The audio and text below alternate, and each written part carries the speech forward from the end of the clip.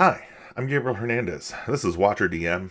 Today, we're going to cover the adventure guide for Tempest Love, a 5e compatible adventure for 4 to 6 level 6 adventurers. And before we get started, I'd like to ask if you would to like this video or any of the videos of ours that you've watched and liked, and subscribe if you haven't subscribed. I know most of you haven't, but give us a shake. We're subscribable. And then also, if you'd like to support our creations, please find our products on DriveThruRPG, itch.io, or WatcherDM.com and purchase them. If you would like to support us without purchasing a product, you may go and join our Patreon, where you can get our new content as frequently as we put it out, which is more frequently now than it's ever been.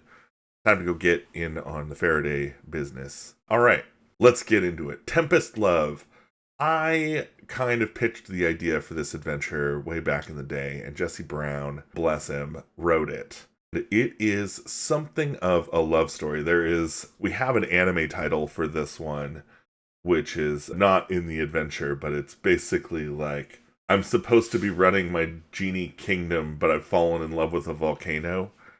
Um, Effectively, while on a diplomatic trip to the material plane, the newly crowned Tempest King of the Genie has fallen in love with a dormant volcano, Mount Crest. So Mount Crest is a mountain. You can put it in your world wherever you'd like. It's just a peak. It's a volcanic peak, dormant. And the politics of the plane of air, this guy's the new king of storms, for whatever reason. So, do what you want with that. He is resolved to wait here for 10,000 years until she awakens, and he has brought the 4 great winds to keep him company while he waits. His advisors, an ice mephit and a dust mephit, are concerned, and so they have hired the PCs to talk some sense into the young king. But before they can talk to him, they gotta climb Mount Crest. So you start off at the base camp of Mount Crest. When the PCs arrive, there's a windmill-studded foothills at the base of Mount Crest. I like to call these the Crest Valley Goblins. There is a group of 34 of them, and they're a village. And effectively, the goblins here are largely peaceful. In fact, the stat block for them that we've included has them as neutral. They're not evil goblins. They're just trying to make their way. And in fact, the idea we had for these goblins was that their little town is like a mock of a human town. Like, they've seen a human town and kind of built one, but they don't know how things work. So, like, they have a windmill, but it's not connected to anything, and the goblin has to go up there and turn it. And so they have a goblin up there turning a windmill with no idea why. Like, they have a market, but they don't really know what it's for, so, like, they'll just kind of, like, one of them will go, give me that fish, and they'll give him a fish, and he'll, like, give me the money, and he'll, like, give him the money, and then they'll switch places and reverse that for no reason. Like, these are just cute little dumb goblins who don't know. Their little town has been thrown into chaos by the sudden arrival of the 4 winds. There is a tempest swirling over this mountain. The weather is inclement. It's bad. The trailhead seems to have vanished, and while the PCs are kind of sorting it out, the goblins shriek in terror. A monstrous raiding party approaches the village. So this is the first combat encounter, and it is kind of ironically, cutely, save the goblins from the raiding party of orcs and an Etten. So there are 2 orcish berserkers, which we're using the berserker stat block, although they do speak orcish and they do get dark vision as they're orcs. The Etten is a fun thing to add to any encounter. I always encourage Ettens. They're great 2-headed giants, and then 4 regular fighting orcs are just taking advantage of the chaos in the village to take some goblin captives, scoop up some of the food, and the Etten and the berserkers will kind of deal with the PCs. They're really only here for the loot.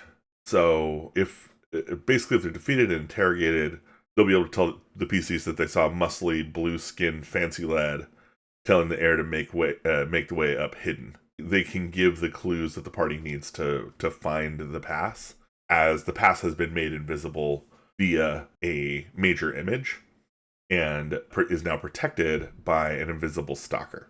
If the PCs help the goblins, they'll make sure that they have the supplies they need for the day-long ascent to the peak. The trailhead encounter, so the king doesn't want to be disturbed, And so he has summoned an invisible stalker to watch over the trailhead. If you read the way invisible stalker works, though, it's like a very specifically worded query, and normally it stalks its quarry. So this is like he's kind of using an invisible stalker wrong, if you will. And so it should be relatively easy to like get around it and kind of loop the letter of the law on this one, as the king's uncareful wording was not to let anyone through my illusion. So the stalker has a lot of ways to obey the letter and not the intention.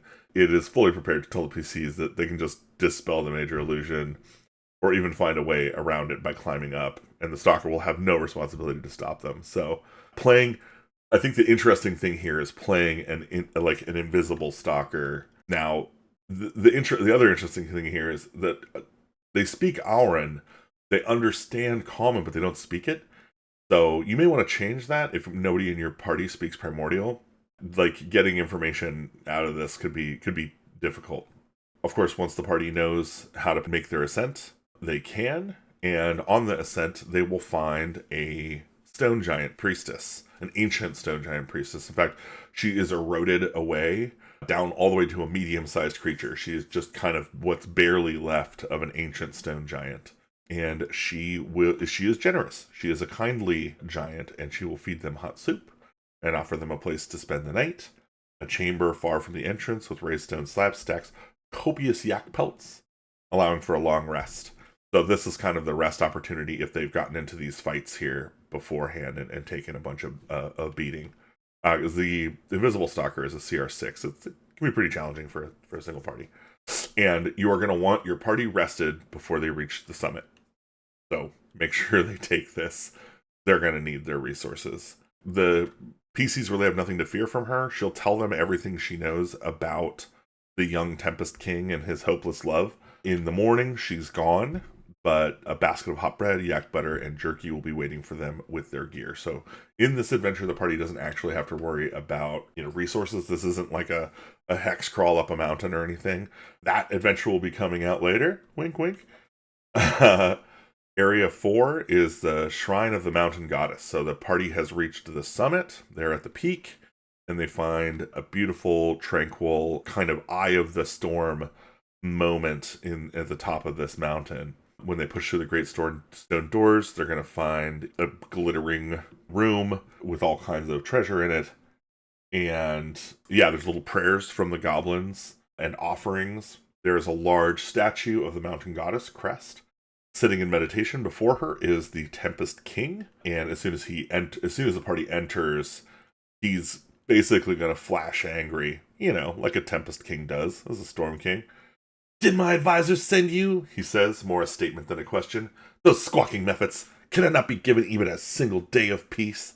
Is it so important that I return to my kingdom this instant to negotiate another treaty or start another war?" His lips curl, and he stands in a single graceful motion, buoyed by a sudden current of air that causes the candles to flicker. If you will not respect my choice, then I have no option but violence." He extends a hand and gestures to the north and south, east and west. "Four winds, hear the words of your king and obey. Come to me." His eyes flash with power, and he fixes you in a terrible stare. "Rip these interlopers apart." Obviously, you've got a little anime-style theatrical moment at the beginning of this combat that is very fun. But do not be fooled. This is a deadly fight. This is a hyper-deadly fight. A genie is a CR11 creature. Each of these air elementals that he has summoned are CR5. The distinction here is that they come in rounds. So the first round is just going to be one air elemental. So a CR5 air elemental in the first round. Its damage is fire damage. So when it slams, it deals fire damage instead of regular damage. On round 2, the west wind joins, and this is a dark blue rain cloud and electricity. Its slam does lightning damage. On round 3, the north wind comes in, doing cold damage. On round 4, the south wind comes in, doing poison damage. And then at the start of the 5th round, if the PCs have not been slain or driven off, or have not convinced him to chill his shit, that's when the genie starts to attack. And he's powerful. He's a little bit buffed on his normal moves. He makes 3 scimitar attacks. Between each of them, he can teleport 90 feet, provoking no opportunity attacks. So he can basically just flip through the whole party going bing, bing, bing, and like take no opportunity attacks. So you may wish to nerf this. The trick here is that the king's a little fickle. He can be convinced to stop fighting, and the party gets an opportunity to like it grows as they try and convince him. Their ability to convince him grows. And it shouldn't matter if they're attacking and dealing with the fight while they're trying to convince him. It's okay. They can use diplomacy, they can use religion. If they get clever, they can use poetry. Go nuts on this. And really, this is a great opportunity to bring your party into engaging with a lovesick elemental and have them convince him that violence isn't the way. That's the juice here. The way that this works is the PCs will get a cumulative +1 bonus for each round of combat that has elapsed. So by the fifth round, they're getting a +5. And they'll get an additional +1 bonus for each failed check to convince him. So basically, if each party member, say there's 4 party members, and each of them has tried to convince him, that's plus 9 on the fifth round, or plus 30. Like, it just stacks really, really quickly.